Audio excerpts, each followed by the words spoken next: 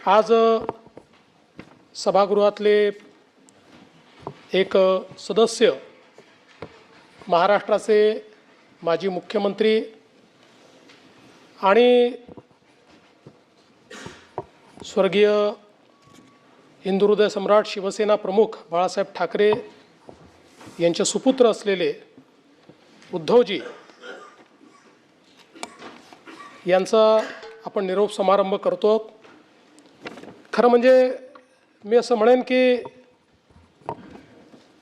राजकारणामध्ये मतभेद असतात, अनेक वेळा वेगवेगळ्या भूमिका असतात, कधी आपण सोबत असतो, कधी संघर्ष करतो, पण या पलीकडचं देखील एक नातं हे राजकारणामध्ये असतं आणि ते नातं असतं सहप्रवासाचं। त्यामुळे मला असं वाटतं की उद्धवजींसोबतचा प्रवास हा आमचा अनेक वर्षाचा राहिलेला आहे। अनेक वर्षाचे आम्ही सहप्रवासी राहिलो आणि निश्चितपणे अनेक चांगल्या गोष्टी समाजाकरता, राज्याकरता एकत्रित करण्याची संधी देखील आम्हाला प्राप्त झाली। आणि मला असं वाटतं की एकूणच खरं तर उद्धवजींचा जो काही स्वभाव आहे, त्यांचं जे व्यक्तिमत्व आहे, यामध्ये राजकारण थोडं कमी आहे। म्हणजे मुळात मला असं वाटतं की त्यांचा स्वभाव राजकारणी नाही आणि त्यामुळेच अनेक वेळा ते जे काही निर्णय घेतात त्या निर्णयांमुळे ठीक आहे, म्हणजे परिस्थिती वेगवेगळ्या पद्धतीची उद्भवते, पण हा एक गुण मला असं वाटतं की जो हिंदुहृदय सम्राट बाळासाहेब ठाकरेंचा देखील होता की एकदा ठरवलं की निर्णय घेऊन टाकायचा, तशा पद्धतीचा स्वभाव हा उद्धवजींचा आहे। उद्धवजी तसे छायाचित्रकार आहेत आणि अतिशय ज्याला आपण म्हणतो निष्णांत, तज्ज्ञ, सुप्रसिद्ध अशा प्रकारचे ते छायाचित्रकार आहेत।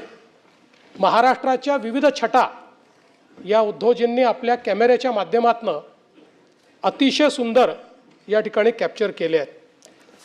मला असं वाटतं की गडकिल्ले, निसर्ग, वारकरी परंपरा हे सगळं त्यांनी त्यांच्या कॅमेऱ्यात कैद केलं आणि ही सगळी फोटोग्राफ्स पाहिल्यानंतर त्याच्या पाठीमागे त्यांचं संवेदनशील मन हे आपल्याला पाहायला मिळतं।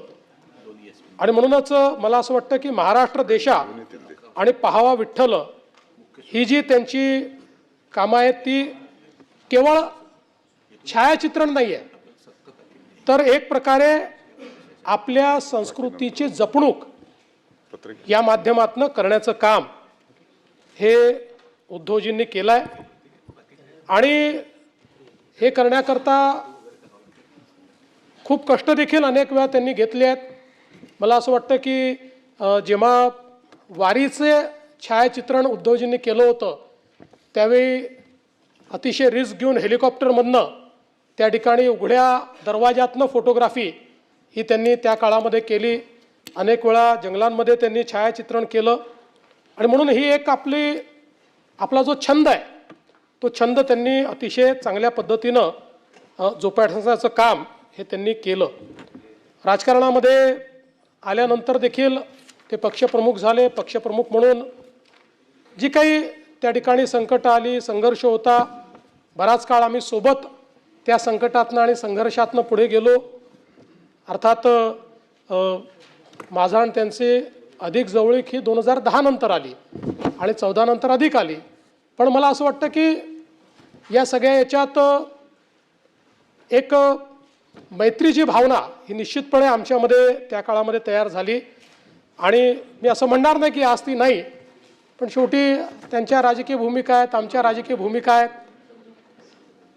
त्यामुळे आता त्या राजकीय भूमिका वेगळ्या झाल्या। त्यामुळे पण एक गोष्ट मला या निमित्ताने निश्चितपणे सांगायची आहे की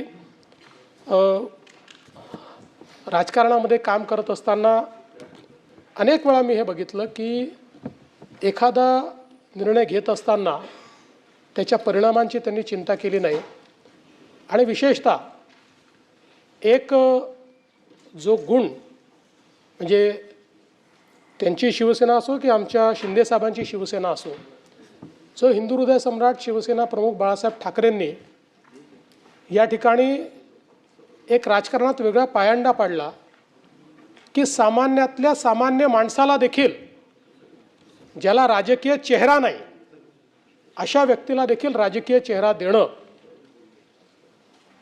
आणि त्यातनं राजकीय नेतृत्व उभं करणं, मला असं वाटतं की हा जो गुण आहे हा निश्चितपणे शिकण्यासारखा आहे.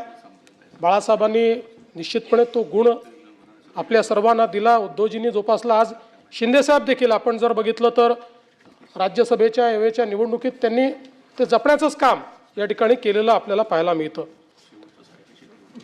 एक गोष्ट आहे की पु ल देशपांडेंना कोट्याधीश म्हणतात, पण पुलंनंतर जर कोट्याधीश ही उपाधी कोणाला द्यायची असेल तर ते मी उद्धवजींनाच देईल. हां हां अर्थात नाही, ते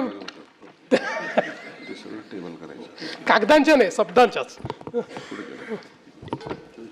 आणि मला असं वाटतं की त्यांच्या बोलण्यामध्ये अनेक वेळा आपण पाहतो की मिश्किलपणा असतो, अनेक वेळा सहजतेनं, म्हणजे त्यांची जी काही भाषणाची पद्धत देखील आहे ही देखील अतिशय सहजतेनं बोलण्याची किंवा एखाद्या संवादाची अशा पद्धतीनं ते या ठिकाणी सातत्याने बोलताना आपल्याला दिसतात.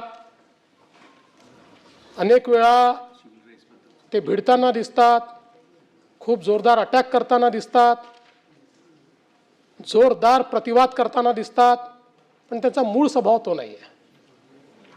त्यांचा मूळ स्वभाव जो आहे तो मला असं वाटतं की थोडा शांत आहे, संयमी आहे, संबंध ठेवण्याचा त्यांचा मूळ स्वभाव आहे. पण राजकारणात आपल्याला वेगवेगळ्या प्रकारचा आवेश आणावा लागतो, त्याप्रमाणे तो आवेश देखील आणताना आपण त्यांना पाहतो. पण या सगळ्या परिस्थितीमध्ये मला एक गोष्ट निश्चितपणे अशी वाटते की आता या सभागृहामध्ये ते 6 वर्ष होते, कदाचित त्यांनी ठरवलं तर पुढच्या वेळेसही ते 6 वर्ष या ठिकाणी येतील. पण उद्धवजी, आम्हाला या सभागृहात तुमच्या कोट्या कमी ऐकायला मिळाल्या, त्यामुळे जर तुम्ही निर्णय घेतला आणि पुढच्या वेळेस पुन्हा आलात तर जरा जास्त कोट्या तुमच्या आम्हाला या सभागृहात ऐकायला मिळाव्यात, अशा प्रकारची माझी अपेक्षा आहे. आता खरं तर आम्ही एकत्रित होतो, आता 19ला काय झालं, जे काय झालं, आम्ही वेगवेगळे झालो आणि म्हणून मला केवळ एक शेर या ठिकाणी ऐकवायची इच्छा आहे. 260 259 आजचं जे राहिलेलं कामकाज आहे. साजिश की सौगात पहनकर बैठ गए, अनचाहे हालात पकड़कर बैठ गए. साजिश की सौगात पहनकर बैठ गए, अनचाहे हालात पकड़कर बैठ गए. जिनको मेरा हाथ पकड़कर चलना था, हैरत है वो बात पकड़कर बैठ गए.